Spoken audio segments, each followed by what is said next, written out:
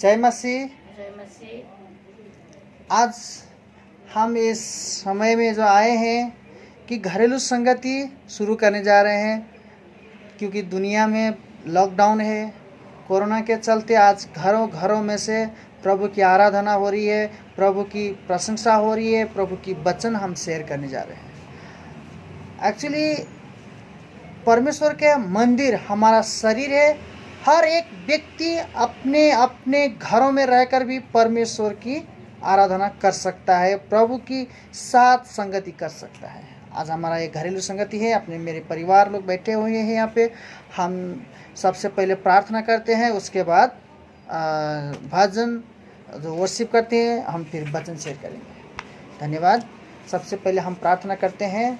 प्रभु जी, हमें तूने इस सुंदर समय देने के लिए धन्यवाद, क्योंकि इस समय प्रभु जी आपने दिया हुआ बहुत बहुमूल्य समय है। राजा, हम आपका धन्यवाद के बलि चढ़ाते हुए आज की जो वचन है प्रभु, बेहतरीन से बेहतरीन तरीके से हम गहराई से वचनों को हमारे परिवार को सिखा सकें और ये वचनों के द्वारा पूरी आशीषित कर सके। प्रभु ईश्वर हमारा जीवित खुदावन, हम आपका धन्यवाद करते हैं। और कोरोना वायरस के चलते जितने लोग आज अपने घरों में चार दीवारों के अंदर हैं, उन्हें प्रभु तो धैर्य धारण करने की शक्ति दे, उन्हें तो भोजन दे प्रभु जी, तो उन्हें भी तो संभाल प्रभु जी। और उनकी हर एक व्यक्ति अपने अपने घरों से प्रभु की आराधना हो सके और परमेश्वर के साथ संगति में जुड़ सके। हम अपना उद्धारकर्ता परमेश्वर, उस महान परमेश्वर की सामर्थ्य नाम में प्रार्थना करते हैं। आमीन। आमीन। Praise the Lord. Praise the Lord. हम एक प्रभु का वर्शिप करने जा रहे हैं। सब अपने अपने ताली बजाकर प्रभु के आराधना करेंगे। गीत नंबर 11। आत्मा प्रभु का प्रेमी, आत्मा प्रभु का, अभी तू आजा हमारे बीच में, अपनी आशीष दे। आत्मा प्रभु का प्रेमी, आत्मा प्रभु का, अभी तू आजा हमारे बीच में, अपनी आशीष दे। दल दल की कीच में से दया से निकाला हमें, दल दल की कीच में से दया से निकाला हमें। पाप हटा कर साफ कर दे अपनी सामर्थ्य से, पाप हटा कर साफ कर दे अपनी सामर्थ्य से। आत्मा प्रभु का, पवित्र आत्मा प्रभु का, अभी तू आजा हमारे बीच में, अपनी आशीष दे। अभी तू आजा हमारे बीच में, अपनी आशीष दे। प्रभु के सीने में मैं सिर कर आराम पाऊं, प्रभु के सीने में मैं सिर कर आराम पाऊं। प्यासा हूँ मैं तेरे लिए, प्यास जगा मुझ में, प्यासा हूँ मैं, प्यास जगा मुझ में। आत्मा प्रभु का प्रेमी, आत्मा प्रभु का, अभी तू आजा हमारे बीच में, अपनी आशीष दे। अभी तू आजा हमारे बीच में, अपनी आशीष दे। आत्मा के वरदानों से तृप्त कर दे मुझे आत्मा के वरदानों से, तृप्त कर दे मुझे। जाग उठूं मैं जलने पाऊं, ज्योति चमका मुझ में। जाग उठूं मैं जलने पाऊं, ज्योति चमका मुझ में। आत्मा प्रभु का, प्रेमी आत्मा प्रभु का, अभी तू आजा हमारे बीच में, अपनी आशीष दे। अभी तू आजा हमारे बीच में, अपनी आशीष दे। जीवन दिया तूने, जीवन दिलाओ मैं भी। जीवन दिया तूने, जीवन दिलाओ मैं भी। जीवन जल की नदियाँ मुझसे बहन पाए जग में। जीवन जल की नदियाँ मुझसे बहन पाए जग में। आत्मा प्रभु का, प्रेमी आत्मा प्रभु का, अभी तू आजा हमारे बीच में, अपनी आशीष दे। अभी तू आजा हमारे बीच में, अपनी आशीष दे। आमीन। आमीन। जय मसीह। जय मसीह। हम अभी आते हैं वचनों में। आज का वचन हम जहाँ सीखने जा रहे हैं मत्ती रचित सुसमाचार, उसका 24वां अध्याय, उसका 1, 2 और 3 हम पढ़ के सुनाते हैं। आप लोग सुनिए। अगर आप लोग के पास बाइबल है तो अपने अपने बाइबल को उठाइए और मत्ती का समाचार सुसमाचार उसका 24वां अध्याय से पढ़ना शुरू करते हैं। जब यीशु मंदिर से निकलकर जा रहा था तो उसके चेले उसके मंदिर की रचना दिखाने के लिए उसके पास आए।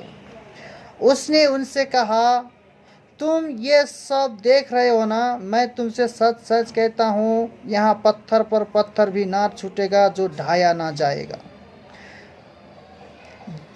परमेश्वर यहाँ पे कहने जा रहा है कि यहाँ पे एक पत्थर पर पत्थर भी ना रहेगा जब ढाया ना जाएगा। वो अपने जीवन के बारे में बता रहा था। तो जैसे आप 3 में पढ़ते हैं, वो जब जैतून पहाड़ पर बैठा था तो चेलों ने एकांत में उसके पास आकर कहा, हमें बता कि ये बातें कब होगी, तेरे आने का और जगत के अंत का क्या चिन्ह होगा।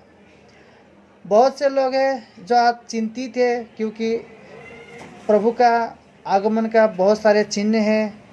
उस तरह परमेश्वर ने एक समय डेट तो नहीं दिया है, लेकिन आने की चिन्ह जो बाइबल में हमें बताते हैं कि प्रभु का अंत का दिन क्या है।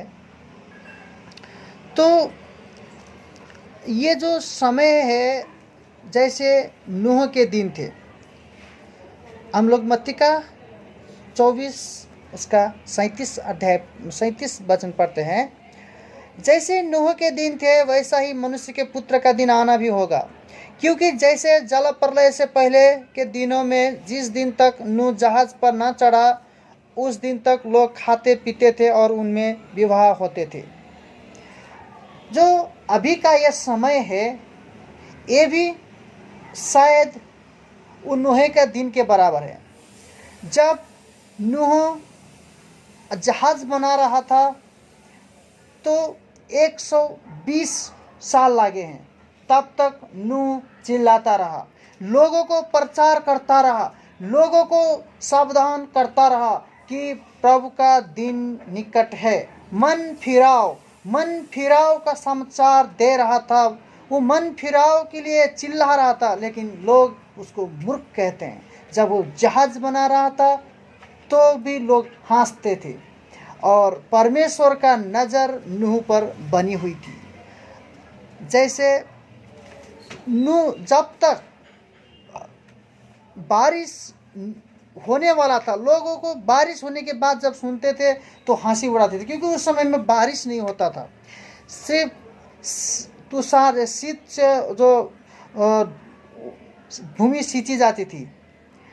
और अभी के जो ये हमारे जो अभी समय के जो सिचुएशन है, ये भी ऐसे ही है, क्योंकि समय निकट है। अभी 40 दिन के लॉकडाउन में बहुत सारा लोग अपने घरों के 4 दीवारों के अंदर कैद है कि हम सुरक्षित है। जैसे नूह के जहाज़ में 40 दिन उस नाव के अंदर थे, वो सुरक्षित थे। तो परमेश्वर सुरक्षित रखने के लिए एक अपना चिन्ह या प्रकट किया हुआ है। अभी जो वायरस है, जो दुनिया इसके इलाज में ढूंढ रहे हैं लेकिन निकाल नहीं पा रहे हैं, कि ये समस्या में बहुत सारे लोग इसकी चपेट में आए हैं, बहुत सारे लोग मर चुके हैं, 1.5 लाख से ऊपर अभी तक, और कितने संक्रमित है। लेकिन ये सारे चीज़ होते हुए इंसान आज भी बेहोश है, आज भी मदहोशी है, आज भी इस लॉकडाउन का कोई उल्लंघन कर रहे हैं। कई डॉक्टरों पर हमला हो रही है, कई पुलिसों पर हमला हो रही है, कई लॉकडाउन को तोड़ने में लोग कामयाब हो रहे हैं, कई जगह में हंगामा हो रही है। लेकिन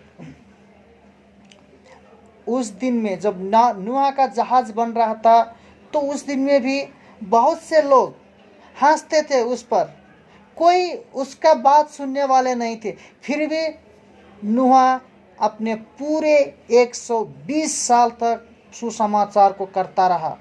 उसने एक दिन भी नहीं छोड़ा। हर एक दिन उसने हर एक व्यक्ति को चौराहा चौराहा में, रोडों में, घर घरों में जाके चिल्ला रहा, लेकिन उसकी कोई ना सुनी। अब यहाँ पे उस दिन तक, जिस दिन तक नूह जहाज पर ना चढ़ा, उस दिन तक लोग खाते पीते और उसमें शादी विवाह होते हैं। अभी भी जब कोरोना वायरस आने से पहले भी लोग पूरे परमेश्वर के विरोध में जी रहे हैं। कई लोग अपने अपने मौज मस्ती में, अपने अपने भोग विलास की ज़िंदगी में जी रहे हैं। बहुत सारे लोग अपने घर की चकाचौंध में जी रहे हैं, वो घर के सारे भौतिक सुविधाएं में जी रहे हैं, क्योंकि उसको थोड़ा भी भनक नहीं है कि परमेश्वर की तरफ, क्योंकि किस दिन प्रभु किस घड़ी आ जाएगा, लोग उसके बारे में जागरूकता नहीं है। आज लोग जागरूकता है तो कई अन्य मूवी और कई घूमने में, कई गर्लफ्रेंड बनाने में, कई बॉयफ्रेंड बनाने में, कई बहुत सारे पापपूर्ण जीवन जीने में, किसी को धोखा देने में, कई मर्डर करने में, कई बहुत सारे पैसा कमाने में, कोई अपने घर बनाने में, कोई संपत्ति जोड़ने में, तो कोई अपने घर का कर्ज उतारने में। तो लोग किसी को भी ये जो अंतिम के दिनों के बारे में कोई भी इसके बारे में नहीं सोच रहा है, क्योंकि शैतान ने उनको इसी संसार की चाकाचौंध में फंसा के रखा है। उन्हें सुसमाचार की ओर उनकी ध्यान को नहीं जाने दे रहे हैं। वो बीच में उस सुसमाचार को पर्दा डाल के रखा है। इसीलिए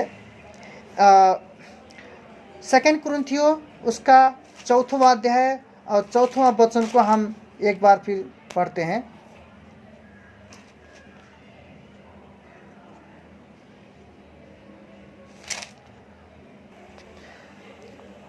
वो और उन अविश्वासियों के लिए जिनकी बुद्धि इस संसार के ईश्वर ने अंधी कर दी है, ताकि मसीह जो परमेश्वर का प्रतिरूप है उसके तेजों में सुसमाचार का प्रकाश उन पर ना चमके। क्योंकि परमेश्वर का सुसमाचार उन पर ना चमके, ये संसार के हाकिम, जो ये संसार के ईश्वर उन अविश्वासियों के लिए बहुत कार्य कर रहा है। क्योंकि समय अंतिम आ चुका है, अंतिम घड़ी में हम जी रहे हैं, अंतिम दिन के अंतिम समय में हम जी रहे हैं कि किस घड़ी प्रभु आ जाएगा। लोग इसके बारे में चिंतित नहीं है कि किस दिन ये संसार के अंत आ जाएगा और मसीह लोग हवा में उठाया जाएंगे, यानी रैप्चर। लोग आज अपने नशे में फंसे हुए हैं। बहुत सारे लोग अपने भौतिक सुख सुविधाएं, मनोरंजन में फंसे हुए हैं। कोई अपने रिश्ता बनाने में जुटे हुए हैं, शादी ब्याह, भोज भंडार, मौज मस्ती, पार्टियां मनाने में। क्योंकि ये समय का हालत आज भी ये बता रहा है कि नूह के ज़माने में था, एक बार परमेश्वर ने जब ये संसार को नष्ट करने के लिए अपने प्लान को बनाई थी। हम उसके लिए आते हैं उत्पत्ति 6 अध्याय उसका 5 पढ़ते हैं। यहोवा ने देखा कि मनुष्य की बुराई पृथ्वी पर बढ़ गई है और उनके मन के विचारों में जो कुछ उत्पन्न होता है निरंतर बुरा ही होता है। और देखिए, इंसान के मन में जो भी उत्पन्न होता है वो बुरा ही उत्पन्न होता है। आज हम न्यूज़ अखबार को देखते हैं, कई समाचार को देखते हैं, सोशल मीडिया में देखते हैं, शायद आप लोग भी कई न्यूज़ देखते होंगे कि आज